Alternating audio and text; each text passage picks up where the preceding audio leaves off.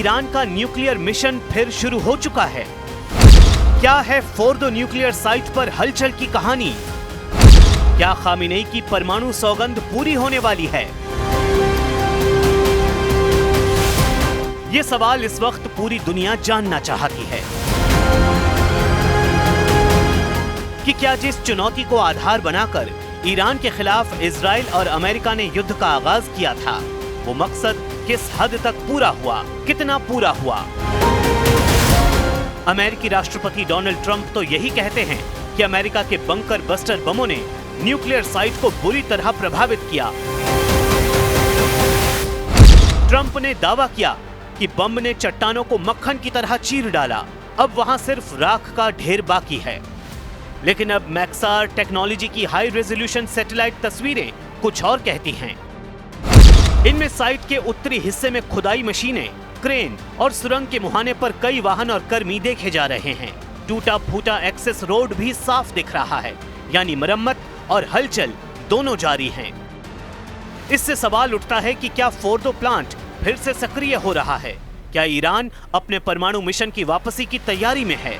दूसरी तरफ ट्रंप बार बार यही दावा कर रहे हैं कि ईरान के न्यूक्लियर प्रोग्राम को पूरी तरह खत्म कर दिया गया है।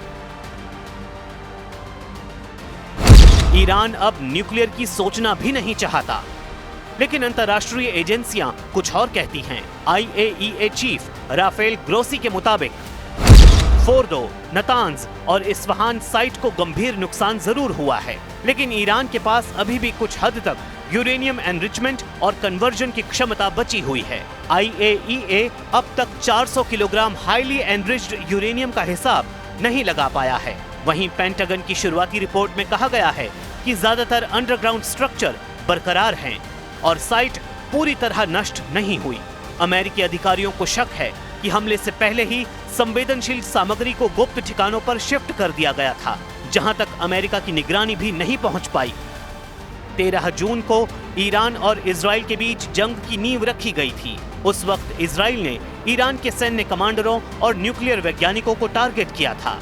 इस दौरान अमेरिका की मदद से फोर्दो जैसे बेहद संवेदनशील अंडरग्राउंड अड्डों पर सीधा हमला किया गया। बंकर बस्टर बमों से ईरान की 3 न्यूक्लियर साइट पर भीषण प्रहार किया गया। अमेरिकी राष्ट्रपति की तरफ से कहा गया कि ईरान अपने न्यूक्लियर अभियान में कई साल पीछे चला गया है। लेकिन फोर्दो की ताजा सैटेलाइट तस्वीरें और IAEA की रिपोर्ट्स ने इस बयान पर सवालिया निशान खड़े कर दिए हैं। क्या ये हलचल महज मरम्मत है या फिर न्यूक्लियर मिशन की नई शुरुआत? फोर्दो फिर से चर्चा में है और इसकी जमीन के नीचे क्या चल रहा है, दुनिया अब यही जानना चाहती है।